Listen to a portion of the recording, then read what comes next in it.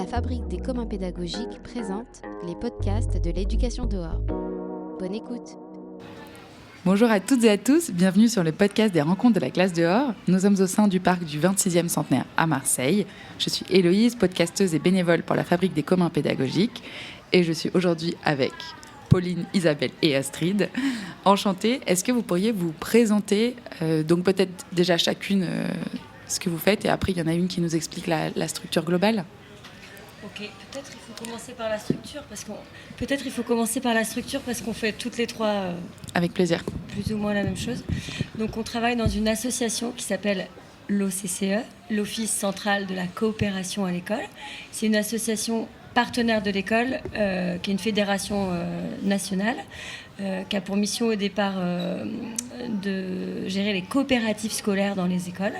Et donc plus largement, on s'attache à faire vivre la coopération à l'école avec des missions d'accompagnement auprès des élèves et aussi des missions de formation des enseignants et des enseignantes sur tout ce qui a trait à la coopération, donc dans plein de domaines, et notamment dans le cadre de la classe dehors. Donc moi, je suis Pauline et je travaille à l'OCCE de Loire-Atlantique, à Nantes. Et moi, je suis animatrice pédagogique en Ardèche. Et moi, je suis animatrice pédagogique dans la Sarthe. Enchantée à toutes les trois. Est-ce que vous pouvez m'expliquer un peu à quoi sert, quel est le rapport en gros entre je suis enseignant ou enseignante et je me pose des questions sur l'école dehors et vous? Quel est le lien? Qu'est-ce qui se passe? Alors, le lien d'abord, c'est que nous, on a un pied dans la formation des enseignants depuis très longtemps, sur des thématiques comme Pauline l'a exprimé tout à l'heure, plutôt sur les compétences psychosociales, la coopération, le climat de classe, etc. Et du coup, quand on a vu, je pense, arriver cette nouvelle forme scolaire, parce que nous, on pense que c'est vraiment une nouvelle forme scolaire, et on s'est dit, oui, il faut qu'on accompagne les enseignants. Et on a profité, je pense, de la place qu'on avait déjà comme partenaire donc, de l'Éducation nationale pour proposer et déjà des formations dans le cadre de la formation continue, et puis aussi accompagner sur le terrain les enseignants qui voulaient démarrer. Je vais ajouter avec la spécificité qui est la nôtre, parce que les enseignants et les enseignantes assez demandeurs d'être accompagnés pour se lancer dans la classe dehors, parce que c'est parfois un peu effrayant ou en tout cas intimidant, je ne sais pas comment on peut dire. Nous, on n'est ni conseillère pédagogique, ni éducateur, éducatrice environnement. On a vraiment cette spécificité autour de la coopération, du climat scolaire. Donc c'est ça qu'on va amener dans les formations et dans l'accompagnement qu'on fait auprès des enseignants. Et donc, si j'ai envie de faire classe dehors, ça va m'aider au niveau de la coopération en classe? Oui, car il y a un lien entre la classe dehors et la classe dedans. Oui, voilà, l'idée c'est de développer c'est de se dire que toutes les compétences qu'on va développer dehors, comme tu disais tout à l'heure si bien Isabelle, il faudra que tu le répètes avec les bons mots, autour de la coopération, de l'autonomie, parce que je ne sais plus ce que tu avais dit, ça va construire des compétences pour les élèves et pour le groupe qui vont bien évidemment être au service des apprentissages en classe et du fonctionnement du groupe dans la classe aussi. Et est-ce que je peux avoir des exemples concrets pour qu'on soit un peu dans le... Alors, le conseil, donc nous, on est évidemment militants en première ligne du conseil d'élèves ou du conseil d'enfants, du conseil de coopérative. Et on voit bien que dans la configuration de la classe dehors, il y a beaucoup de moments aussi partagés. Il y a ce cercle déjà souvent, cette installation en cercle des enfants qui favorise vraiment la prise de parole et qui permet justement d'écouter chacun, de voir comment les enfants se projettent dans un lieu, quelles activités ils ont envie de mettre en place. Donc en fait, on fait déjà un lien très très fort entre ce conseil que nous, on essaie de faire vivre déjà à l'intérieur, dans les écoles, et puis on voit bien que le lieu, le dehors favorise aussi l'implication des élèves, la mise en projet en fait des élèves. Et pourquoi? Qu'est-ce qui se passe quand les élèves arrivent dehors? Il y a cette notion aussi de liberté qui s'empare vraiment pleinement. et la coopération et l'entraide par, je sais pas, l'idée de construire quelque chose ensemble. On va soulever une bûche ou un tronc ensemble. Voilà, et ça se fait plus, la coopération, ça s'apprend, mais l'école du dehors, c'est comme si elle devenait un peu plus innée, quoi. Ouais. Et j'ajouterais aussi quelque chose que j'ai observé, c'est qu'il y a des enfants qui se révèlent différemment en fait quand ils sont dehors et qui du coup amènent tout d'un coup un savoir que les autres enfants donc ignoraient. Ils ont un savoir-faire, par exemple. Alors moi, j'ai accompagné des enseignants et on est allé jusqu'à faire du feu. En prenant toutes les autorisations qu'il fallait, bien sûr, mais on a fait du feu et il y avait des enfants qui savaient et d'autres qui ne savaient pas. Et du coup, ça aussi, c'est le partage des savoirs techniques, j'ai envie de dire, pratiques, mais aussi de la connaissance de l'environnement naturel. Enfin, tout ça se partage et se rebrasse, en fait, je trouve, dans la classe dehors. Et j'ajouterais aussi, moi, les moments de bilan. Tu parlais du cercle, de ces espaces où les élèves vont pouvoir échanger, discuter, prendre des décisions pour ce qui peut se passer dehors. Mais aussi tous les moments où la classe dehors est un peu ritualisée. Donc tous les moments où on termine ensemble une activité ou un temps dehors. Et où on se questionne sur comment on se sent, qu'est-ce qui s'est passé pour chacune dans ce moment d'école dehors, qu'est-ce qu'on a appris, qu'est-ce qu'on aimerait faire, qu'est-ce qu'on aimerait utiliser pour faire quelque chose en classe, une recherche ou pour approfondir ce qu'on a pu vivre dehors et ce qu'on pourrait faire la prochaine fois. Ou ça peut être aussi des moments de régulation du groupe. Qu'est-ce qui s'est passé? Peut-être parfois il y a des choses qui se sont mal passées, des conflits entre les élèves et ça permet de réguler. Dans ces moments de bilan, j'ai des élèves un jour qui m'ont dit ce matin c'était difficile, on n'a fait que de se disputer parce qu'ils avaient des soucis de territoire sur l'espace qu'ils occupaient. Et il y en a une qui a dit non, on ne s'est pas disputé, on a discuté. Et je trouve que ça donne l'espace à ça, quoi. Ça donne la possibilité de valoriser tous ces moments entre les élèves et d'en tirer des fils en tant qu'enseignant. C'est ça qu'on essaye en tout cas et puis du coup, de transmettre aux enseignants. Oui, on essaye de travailler à la posture des enseignants parce que forcément ça bouscule et on les amène à être un petit peu plus à l'arrière-plan, enfin en tout cas plus dans l'observation ou plus en tout cas en retrait pour pouvoir laisser justement l'initiative des enfants aller vraiment jusqu'au bout.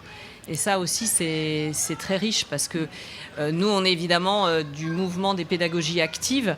Mais pour qu'il y ait pédagogie active, pour qu'il y ait activité de l'enfant, il faut que l'adulte se mette en retrait. Oui, parce que j'avais demandé que viennent chercher les instituts ou les... Enfin, je ne sais pas si vous accompagnez aussi d'autres éducateurs, éducatrices, mais qu'est-ce qu'ils viennent chercher en venant se former avec vous ? Est-ce qu'il y a des freins en particulier ? Est-ce qu'il y a des besoins vraiment qu'ils arrivent à exprimer ? Oui, alors les freins, ils sont de tous ordres. Il y a des freins par rapport à qu'est-ce que vont penser, qu'est-ce que va penser l'institution, les collègues, les familles, parents. Évidemment, les parents, parce que on les connaît bien. Il y a les freins sur l'activité. Qu'est-ce que je vais leur faire ? Je connais pas les plantes, je connais pas les petites bêtes assez bien. Est-ce que vraiment je vais pouvoir meubler, occuper tous ces enfants pendant les 2 heures ou 3 heures que j'octroie à la classe dehors ? Donc tout ça, en fait, on essaye d'ailleurs d'abord de lever, et du coup de les rassurer sur ces freins, parce qu'en fait, il y a des solutions. En tout cas, il y a des trucs et astuces, et surtout une autre posture à adopter. Ce qu'on essaye de mettre en place dans beaucoup de départements, c'est un réseau d'échange de pratiques, de faire du lien entre eux, entre elles, entre les classes, entre enseignants. Nous, on anime au départ, et puis après, on essaie en tout cas qu'ils puissent faire ces échanges. Je pense qu'on gagne aussi, personnellement, quand on arrive à avoir un bilan de lâcher prise. Quand une enseignante ou un enseignant arrive en me disant c'est bon, là, j'ai fait ce pas de côté et je me permets de... mais je pense que nous, cette idée de partage, en tout cas, elle est importante, mais c'est assez difficile à mettre en place. Hein. Et j'ai demandé, on parle souvent des bienfaits que ça a sur les enfants. Et donc j'ai 2 questions. Je vais commencer par la première. Quels sont les effets ou les bienfaits sur l'enseignant ou l'enseignante ? Pourquoi faire classe dehors de manière assez... pour soi, qu'est-ce que ça m'apporte en tant que moi, adulte ? En tant qu'enseignant, Ouais. c'est ça. Oui, surtout quand ça a commencé pendant cette fameuse période du Covid, je pense qu'effectivement, les enseignants se sont fait vraiment du bien en étant dehors, en étant dans un espace où on pouvait se permettre des choses beaucoup plus facilement que dans l'espace classe à ce moment-là. Et ça, oui, moi je retiens que professionnellement, c'est quand même une profession qui est un petit peu en souffrance en ce moment, et c'est donc important que les enseignants aussi se fassent plaisir et se reconnectent aussi à leur enfant intérieur, à leurs souvenirs, à tout ce qui les relie en fait à l'environnement. Et je crois que ça fait vraiment partie, oui, aussi de ce qu'on a à transmettre, à leur transmettre pour les amener à ça, quoi. Ouais. C'est beau. Et est-ce qu'ils apprennent à prendre plaisir ? Parce qu'il y en a plein d'adultes qui, eux aussi, sont complètement déconnectés de la nature. Donc, est-ce qu'un enseignant qui fait classe dehors, ça lui apprend lui aussi, d'une certaine manière, à se reconnecter à la nature ? Vous arrivez à le voir, ça ? En formation, on a une petite activité qu'on mène souvent, qui s'appelle Petite Histoire et Grande Histoire. Et justement, où on convoque chez les enseignants ces souvenirs. Donc, il y a vraiment une reconnexion à ce qu'ils ont ce qu'ils ont vécu dans leur enfance, dans leur jeunesse, ou parfois plus récemment. Et ce qui les relie à ce qui est en train de se passer à l'échelle peut-être même planétaire, de conscientisation aussi sur les questions environnementales, et sur, bien sûr, qu'est-ce qu'on veut transmettre aux enfants. Du coup, je trouve que ça... c'est quand même très rare quand des enseignants n'ont pas cette chose-là. En fait, elle est enfouie, mais elle est là. Oui, même, c'est très rare qu'un humain ne l'ait plus, quoi. Et souvent, quand ils sortent de la formation, les formations, la plupart du temps, on essaye au maximum de les faire dehors, les formations aussi. Et à la fin du temps de formation, les enseignants et enseignantes sont très nombreux à dire « Ah, mais le temps est passé super vite. Ah, c'était super agréable pour une fois de faire une formation dehors. » Et du coup, à chaque fois, moi, je renvoie au fait, imaginez ce que ça fait aussi aux élèves si vous avez ressenti ça là dans l'espace de 3 heures ou 6 heures, selon ce qu'on fait. Et moi, j'ajouterais aussi une chose sur ce que ça procure pour les enseignants, c'est aussi le regard sur les élèves, parce que dans toutes les classes maintenant, il y a des élèves avec des besoins particuliers ou des enfants qui ont des difficultés à rester vraiment assis, à être dans le cadre, etc. Et le fait d'aller dehors ne change pas les enfants, ce n'est pas magique, mais ça permet aux enseignants de changer de regard, je trouve, sur les élèves, parce qu'ils vont évoluer de manière différente dehors. Et il y a d'autres choses qu'on va voir pour les élèves entre eux, comme tu l'évoquais aussi tout à l'heure, et aussi pour l'enseignant, ce qui fait que dans la classe, quand il y a des moments qui sont difficiles, on voit les choses un peu différemment, on sait qu'on a ces soupapes-là, et je trouve que ça, c'est super important aussi. C'est parfait que vous parliez de ça, parce que c'était ma deuxième question. Là, à force de faire des interviews, on nous dit quasiment à chaque fois que c'est un endroit incroyable de faire classe dehors pour les élèves qui ont des besoins particuliers, ou juste des élèves qui aiment bien être debout, qui ont besoin de mobilité. Mais ma question est... J'ai pas mal observé de classes qui font école dehors, c'est quel est l'impact sur des élèves qui sont ultra scolaires, qui sont les meilleurs de la classe, qui adorent être assis, Est-ce qu'il y a un impact pour ces enfants-là ? Moi, je pense que oui. je pense peut-être que c'est plus... On en a parlé, ça, je sais plus, sur un atelier. C'est peut-être plus long et plus difficile pour eux de se saisir de ce qui est proposé, parce que, justement, il y a le côté même d'aller dehors, encore pour les élèves qui n'ont pas l'habitude d'aller dehors. Et en fait, c'est vraiment dans la régularité, dans le fait d'y être confronté sur un temps long, que les choses vont pouvoir se mettre en place. Mais je pense qu'il y a un impact aussi important pour ces élèves-là ils en ont pas plus besoin, mais c'est un autre besoin justement de reconnexion, de couper avec la tête et de reconnexion avec le corps, avec le cœur, avec le côté les mains, mettre les mains dans la terre. Oui, voilà, pour certains ou certaines, ça peut être compliqué au départ, mais ça prend un petit peu de temps, mais finalement, ça se met en place quand même pour ces élèves-là ou pour des enfants. Moi, ce que j'ai plutôt observé, c'était des enfants qui ne voyaient rien au départ, en fait, parce que c'est une espèce de chose un peu informe, finalement, la nature, les espaces naturels, puisque nous, en Ardèche, on a la chance de pouvoir fréquenter quand même des espaces assez préservés. Mais ces enfants-là ne voyaient rien, écrasaient les fleurs, et petit à petit, en fait, leur regard, leur attention, en fait, se calme, parce qu'ils sont beaucoup... Alors, ceux-là peuvent être très, très dans le mouvement, en fait, mais petit à petit, ils se posent au fil des semaines, ça se fait évidemment pas dans les premières séances, et puis ils commencent aussi à observer et à voir la minuscule petite araignée là et là ça commence à devenir intéressant. Magnifique. En fait.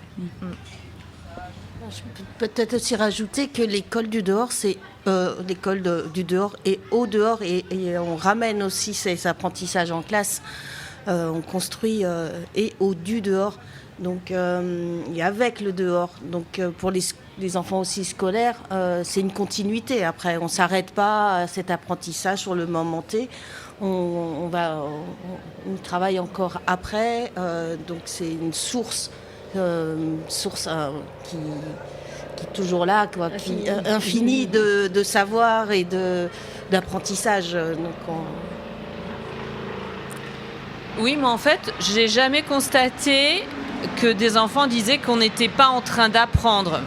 Enfin, disons qu'il y avait des petits moments, il fallait quand même rappeler que c'était un temps de classe, donc c'était pas juste le jeu qui devait dominer ou les histoires de cabane, par exemple, mais globalement, ils avaient l'impression, je pense qu'ils l'exprimaient notamment dans les petits bilans de fin de journée, ils avaient appris des choses. Ouais. Trop beau, merci beaucoup à toutes les trois pour cet échange. Merci. Très belle rencontre. Merci.